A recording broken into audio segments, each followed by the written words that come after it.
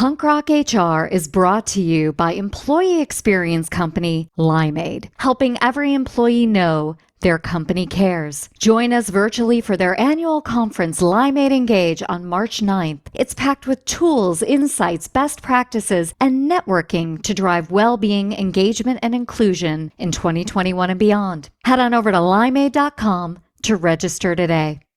You'll look at some of this, what I call best work projects, these sort of change-making initiatives that we're talking about. And I'll talk to an executive or a manager and I'll be like, so what's the holdup on there? And they're like, well, there's a document and we've done it. And I'm like, so where are we on the document? And when we look at it, it's like 3 sentences in the document that need to be finished for this thing to be able to roll out. And I'm like, so you're meaning to tell me that this thing that is going to make work better, going to make morale better, and going to make your business better is held up for 3 sentences?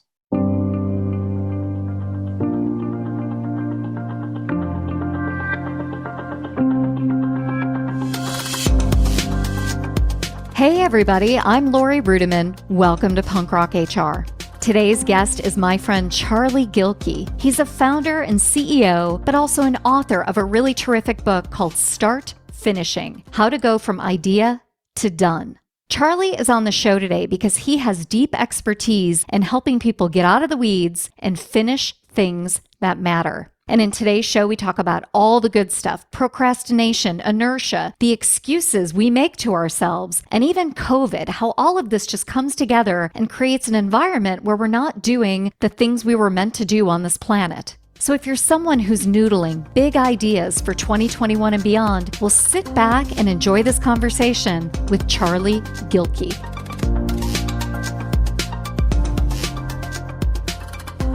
Hey, Charlie, welcome to the podcast. Lori, thanks so much for having me. I am stoked to be here this morning. Well, I'm glad to have you here. It's been a long time coming. I'm a big fan, and rather than me just lavish accolades on you, why don't we start at the beginning and you give us kind of your 2-minute origin story? Who are you and what are you all about? That's a good one. So I'll go back to the semi-origin story because, we don't want to go back to childhood and things like that. I really started this work that I'm doing at Productive Flourishing when I had redeployed from being an Army officer in Operation Iraqi Freedom. I was deployed to support that. I was a logistics officer. And so largely my job was to make sure that stuff got where it needed to go across multiple different companies and units and things like that. So that's what I did. And I came back, and 2 weeks after returning, not the way that I would recommend people do this, by the way, I was back in grad school for philosophy. So I was going towards getting my PhD in philosophy. And about 4 months into it, I was like, I've got this problem. On the one hand, I know how to move battalions worth of equipment and do all of that coordination and all of that stuff, right? Which seems like it would be really hard to do, and it is. But this 5,000 word essay is kicking my butt. How do those two things go together? And I realized a bit later, but in that moment, I was like, well, I'm going to do what every researcher and every scholar and every officer said. Like, I'm not the only person with this problem. So what have other people tried? What are the books about that? So I started reading the books, the 7 Habits, the Getting Things Done and things like that. And what I found, Lori, is I kept having to translate so much. Translate and synthesize, take this part, not take that part, take this part. Because what I really realized is that my issue was this messy middle of projects. One side of the literature talked about big ideas and values and dreams, and that's all great. And this other side of the literature, more to the productivity side of the literature, talked about like very tactical, like get things done and hacking things. But I was gripped with these projects and how they intersected and how they layered. So my work became figuring out how to, on my own, manage that messy middle, but also teach others, because I realized, wait a second, other people have this problem. And how do we do this? And what I found is, especially when it comes to creative work, especially when it comes to this crazy thing where we take this thing that matters to us and do all the work that it takes to do and then pull it out of us and then show it to the world and say, do you like it? Does it work? That was a missing gap at the time. Well, I love any author who writes a book that he needs himself. And so that's what you've done. Why don't you tell us a little bit more about your book, what it's called, and what the big idea in there is all about? So the book is called Start Finishing, and it walks through a 9-step process for taking an idea and moving it through the different phases to, convert it to a project, to build a plan around it, to get that plan on your schedule, to work out the inevitable stuff that happens so that you can push it to done. And the reason why it focuses so much on that is because, so many of us see this gap between the best version of ourselves, our best work, our best business, our best team, and our day-to-day reality. Those two don't match up for a lot of us. And it turns out that finishing certain types of projects is what builds that bridge between your current reality, that day-to-day reality, and that best version of yourself, your family, your team, your business that matters most to you. So if you're not doing the work via projects, it's not going to happen. And I love how you've taken the principles of this book and applied it to your own life through many different challenges. Do you want to talk a little bit about that? What are some stories you have about using your own manuscript, right? Drinking your own champagne, eating your own dog food. You're living this book. So tell us a little bit more about that. That's part of the issue is if you really want to create a tool to beat yourself up, there are 3 types of books that you can write. One is a memoir, really hard to do. The second is a book on writing. And the third is a book on productivity, right? Because every step along the way, you have this constant check on your integrity, not like character integrity, but integrity with the work and the message and the feel. Like, are you doing what you say you do? Has this really haunted you, this idea that you've got to be as good as your books? Well, I was this guy before the book published, right? And the book just amplified that, right? So you can't be the guy that focuses on finishing and not be able to finish, right? You can from a marketing perspective, but for me, from a personal character, it's like, I got to do the work. You wrote this book about getting stuff done, and you've had some pretty significant challenges in your life, whether it's, personal issues with your wife or your own weight loss journey. Talk to me a little bit about that. How has this book really manifested in your life? Recently, how this book has manifested is when we look at the events of COVID and everything that shifted in the business, we're currently in the process of writing what turned out to be a 6-part big news post, because there's 6 things that have really major changes that have happened in the business because of COVID, right? But what's happened is we've done a lot of projects that have created new realities that we couldn't see before, right? And so one of those projects, we launched a academy for our community, right? Where we were like, it's a monthly paid membership. We don't know exactly how it's going to turn out, but we know we need to do it. And it's taught us so much, right? In the sense of we're like, okay, well, we're doing it. And things like, oh, people want this type of content that we've sort of backburnered and didn't think was important, right? They want that type of thing. Oh, they want this type of event that we kind of wondered about, but like they told us because we did a thing, right? We did a thing and had the courage to get it out there before we had everything figured out. We were able to fix it on the fly. And that has been catalytic to our business and how we think about the brand, how we think about how we serve our people, right? But it really was this idea that was someday, maybe later, one of those ideas that I've been meaning to get to for 2 or 3 years. And COVID struck and I'm like, well, COVID displaced a lot of other things that we were going to do, but this need remained. And I was like, this is the perfect time for it. I don't have it figured out. Let's go. One of the people you consult with in the book and has really big ideas is Seth Godin. And one of the reasons why Seth Godin is one of my personal heroes is because he's really reinforced this idea of shipping it, right? Perfect is the enemy of good. Get it out, get it into the ecosystem, because your version of perfect anyway is going to be beat to hell by your customers, your users. So just get it out and get some early feedback. So I love these principles in the book. What are some other ways that you want people to know that they can get stuff done? Hi, this is Stacey Harris. And this is Terry Zipper. And we're the host of the 2 podcasts under the HR Huddle. On Spilling the Tea on HR Tech, we uncover the latest trends, truths, and challenges from Sapient Insight Group's groundbreaking research and our analyst insights, serving up everything you need to know about HR tech with no sugarcoating. And on HR, we have a problem. We tackle the toughest workplace challenges head on, offering you expert advice and actionable solutions to help HR leaders thrive in today's fast-changing world. Whether you want the scoop on tech or tools to solve people problems, we've got you covered.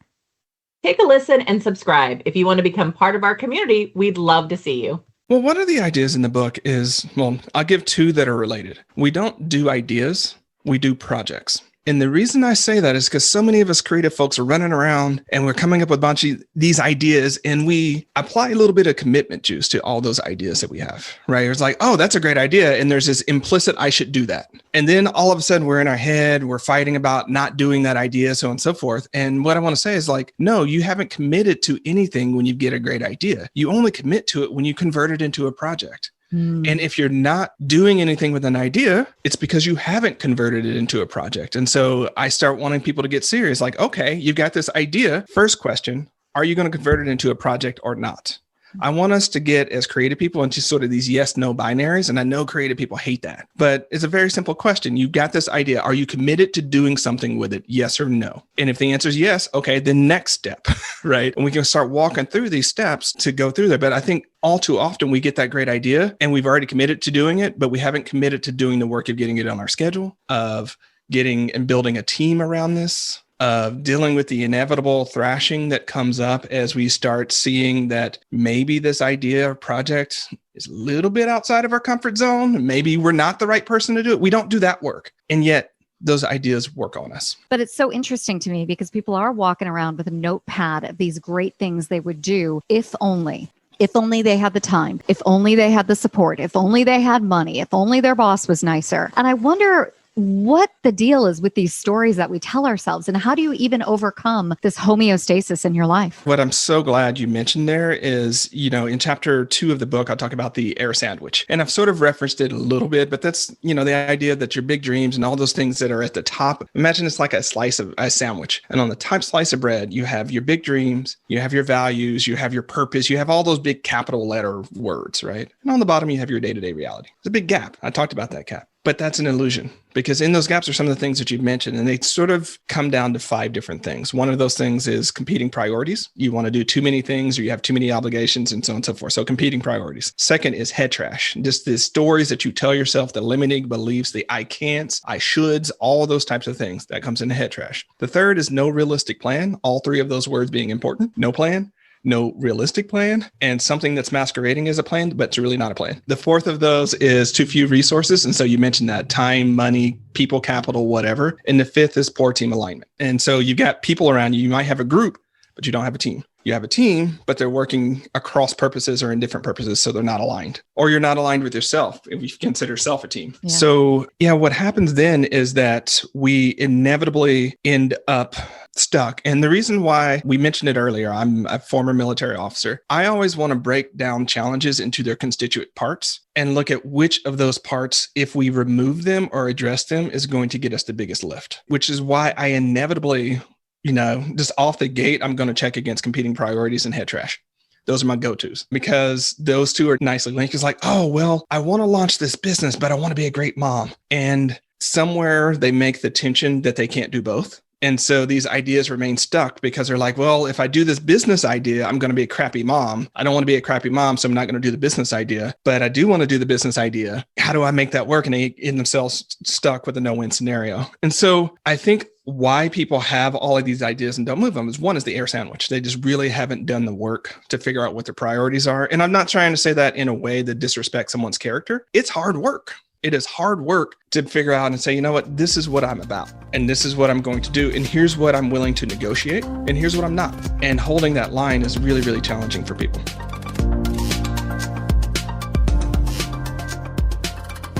Hey everybody, Lori Rudiman here. With employee burnout on the rise, engagement faltering, and productivity wavering, companies are turning to HR to re-engage the workforce and create a more positive employee experience. That's why I'd like you to join me for Limeade Engage, the virtual event of the year for HR and company leaders. Limeade Engage kicks off on March 9th with speakers like Glennon Doyle and Allie Love of Peloton and me. I've been twice, and it was terrific. Be inspired to take the lead to elevate the employee experience, gain the tools and insights to apply Limeade research and industry best practices to your own organization, and connect with your peers as we navigate 2021 and beyond together. The difficulties of 2020 have taught us a lot about the importance of a great employee experience. Now it's your chance to put these learnings to work and create a strong employee experience that drives real business results. Sign up for Limeade Engage at limeade.com. That's limeade.com, and I'll look forward to seeing you there.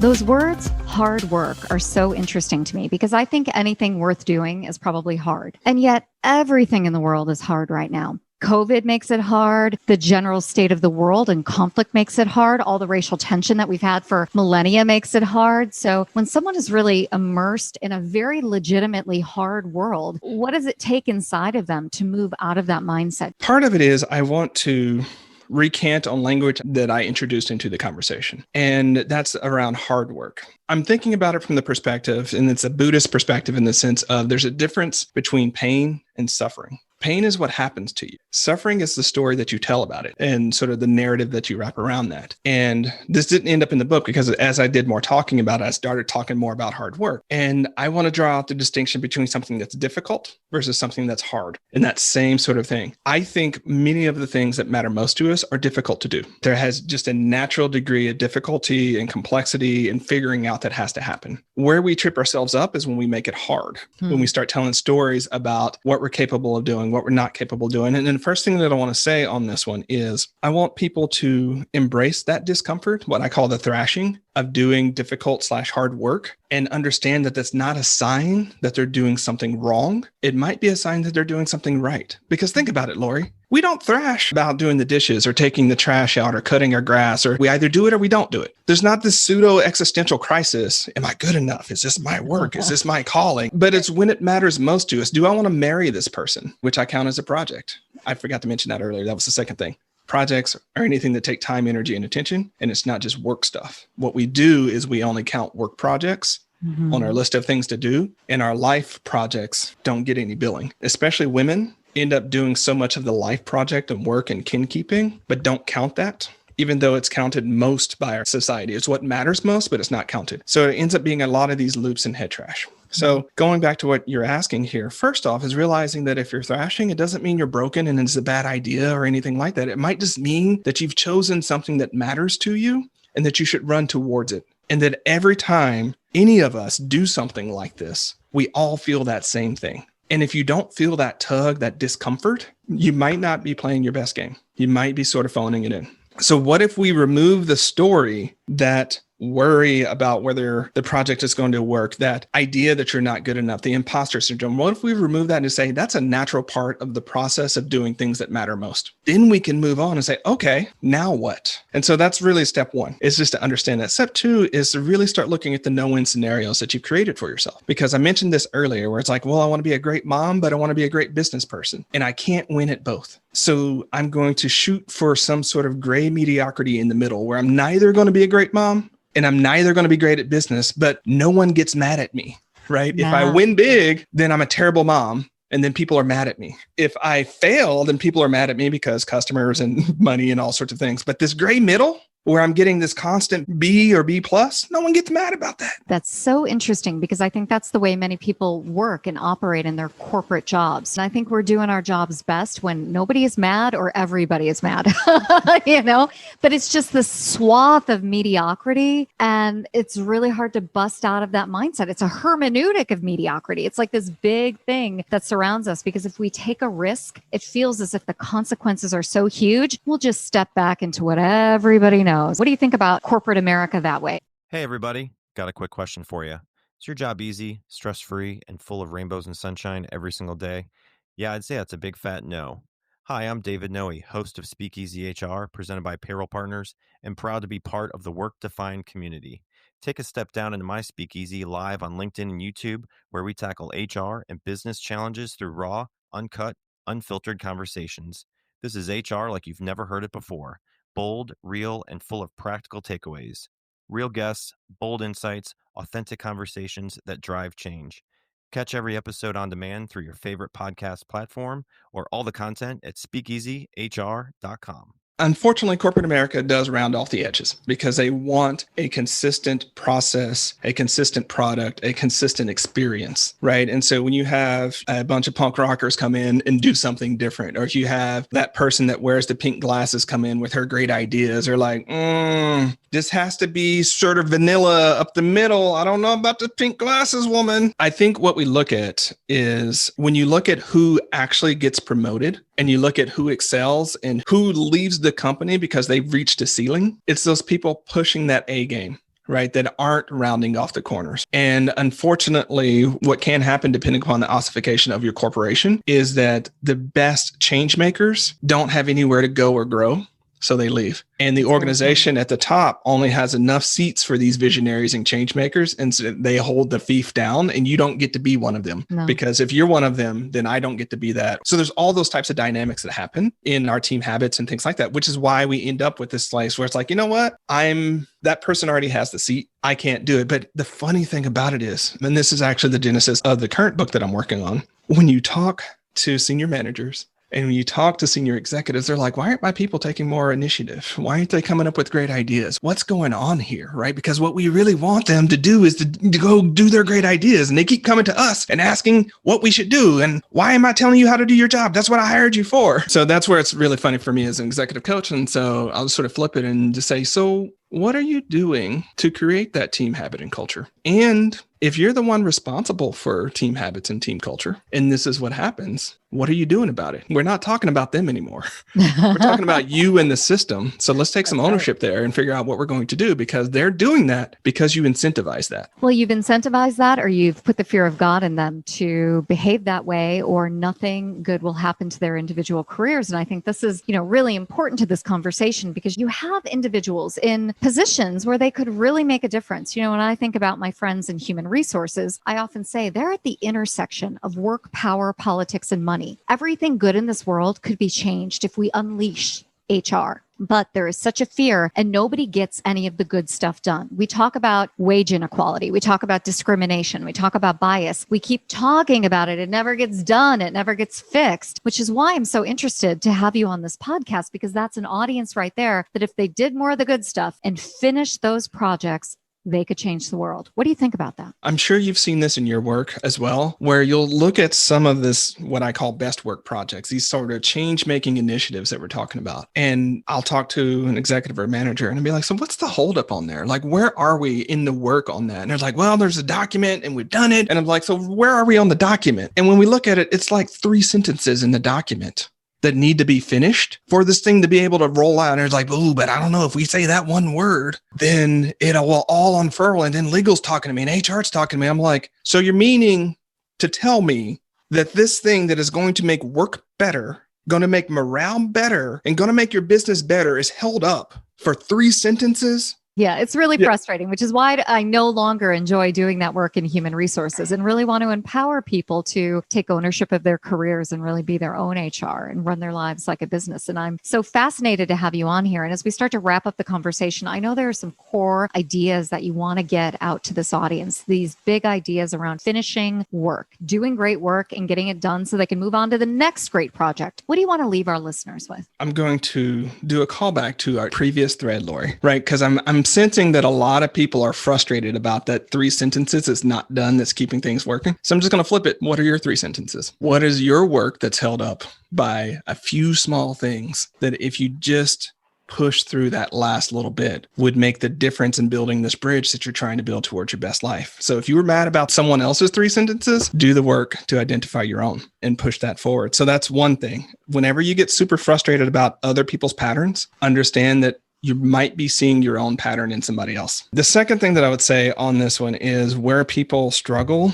is by not building a success pack, right? I talk about this in the book a little bit more, but the long story short is the group of people around you that are going to fuel this project, that are going to keep you from, going through a thrash crash and giving up on it. Because once you commit to enough people that actually matter, and they're the right people, not the naysayers, but the yaysayers, it makes doing work easier. And the tip here that most people are going to push back on, because they always do, is you build your pack before you build your plan. Most people try to build this perfect plan where they figured everything out and then go to the people that matter most and say, here it is it good? Right? And then the only question or the only engagement point that the success pack has is yes or no, right? After they've done 12, 18 months of researching and planning. So what would happen if you said, I want to do this thing, I'm committed to doing this thing, I roughly know where I'm trying to go, but I don't know how I'm going to get there. Will you help me? How can you help me? It's just a game changer, Lori, but it makes you practice courage and vulnerability. right? It makes you get off of this high horse that you know everything, right? That you've got it figured out, and actually invite people into your process. And the third thing that I would say on this one is, this is a really all-inclusive one, but like, realize that the plan that you make is just a guide for action. And when it's no longer guiding action, throw it away and start over if you need to. Too many people get stuck on the plan and what they decided to do 3 months ago without realizing that reality has changed. And what we try to do is change reality,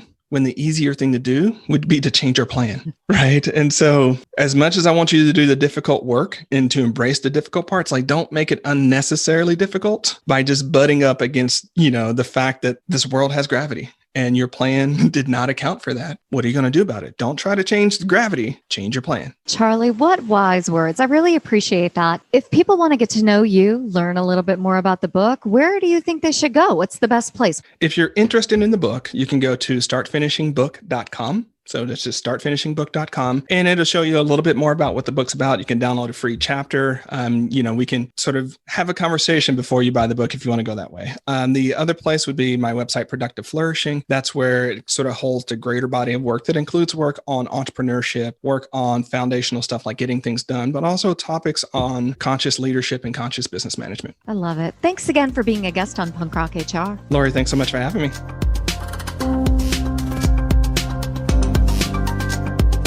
Hey everybody, hope you enjoyed this week's episode of Punk Rock HR, sponsored by Limeade Engage. Learn how to build an employee experience for what comes next. Join me for limeadeengage.com on March 9th, the virtual event of the year for HR and company leaders. Head on over to limeade.com to register today. Now that's all for this week's show, and I hope you enjoyed it. We'll see you next time on Punk Rock HR.